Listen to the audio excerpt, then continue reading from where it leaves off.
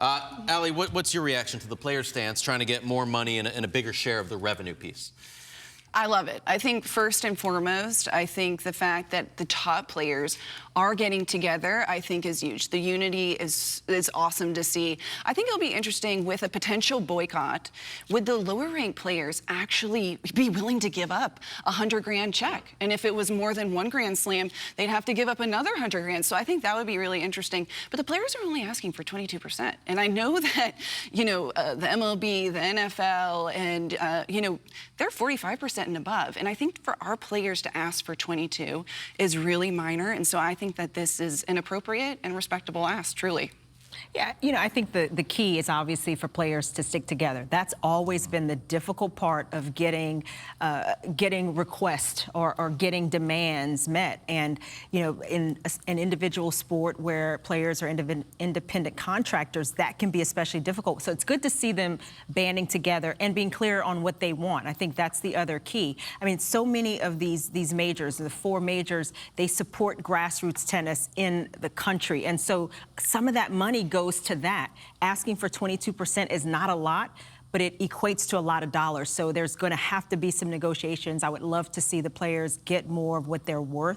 The careers are short, so it's key to feel like you are earning what you should be earning when you're putting out what you're putting out year after year, especially for those players who are such big names. First of all, do we even know how much the tournaments actually make? Do we have a number? We want 22%, but I think there's a general. Is it open? Do we know exactly what it is? I think there's an overall number. And is there any way they can pay back the players from my era that made zero? That may be a tougher ask. That's something I think we need to think about. Yeah, that's a tougher ask. Not for selfish reasons in any way. Not at all. I mean, I did make $2,000 for winning the French Open mixed in 1981. Is that really what the check was? Yes, it was $2,000. $30,000 for semis of the U.S. Open in singles. So we were making 1% maybe. And now I would love to see the players, obviously. It's the only sport that isn't making bigger percentages of what's out there for the players. We, as you said, we don't seem to get together. That's the biggest thing. It's an individual sport. It's hard for us to collude with each other. And I don't even know who runs tennis. There's so many different avenues and things. That's exactly. That's the problem. So it's not an easy fix, certainly. No. And you're right about the lower-ranked players.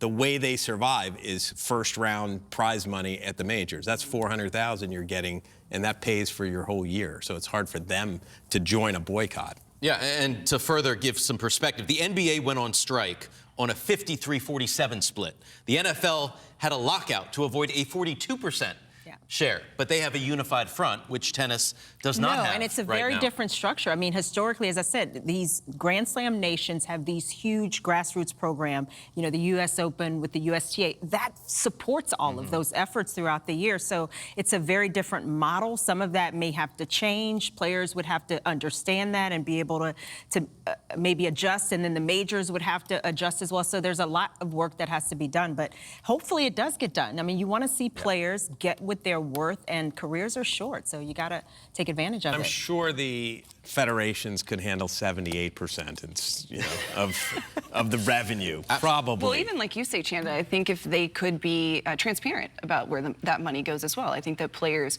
might feel a little bit better about that, but we don't know, and so I think they're fighting for what they think, they deserve, and I think that's a great point. Some transparency as well would be huge. I think 2 things can be true. The slams can provide the players with the most money all year, and that money can still be unfairly low.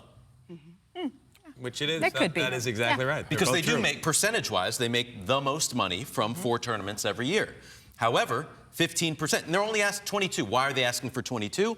Because that's what the Masters 1000s give out, 22% revenue share. I think 22 is low. Yeah.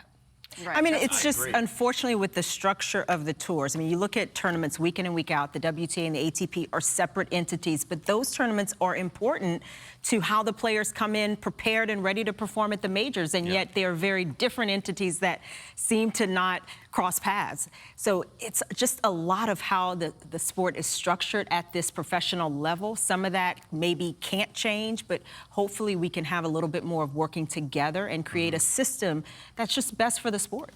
And I think it's tough too. Like you look, they are separate to the Grand Slams, but the players that really would benefit from the increase are the ones that are lower ranked. And if they win a 250, okay, you're making $35,000 after tax. That's just not a lot of money, and that's how they're trying to sustain themselves. So the only place to go to ask for more is to the Grand Slams, and so that's where the players have fallen, and that's their hope in trying to get what they feel that they deserve. They've talked about the 15 minutes, right, in press. But is there any real possibility of a boycott from players? I mean, I think there's a possibility, but I think it'll be hard to make all the players go ahead and stick with that boycott. There's going to be some players that say, I could win Wimbledon. Yeah, I'm joining. Right. Just kidding.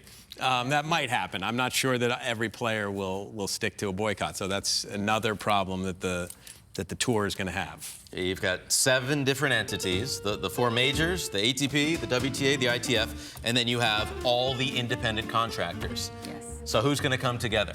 And that's what we've seen in tennis for ever. But at least some sort of progress is coming, and hopefully there's a compromise that can be reached between the players and these slams. Look forward to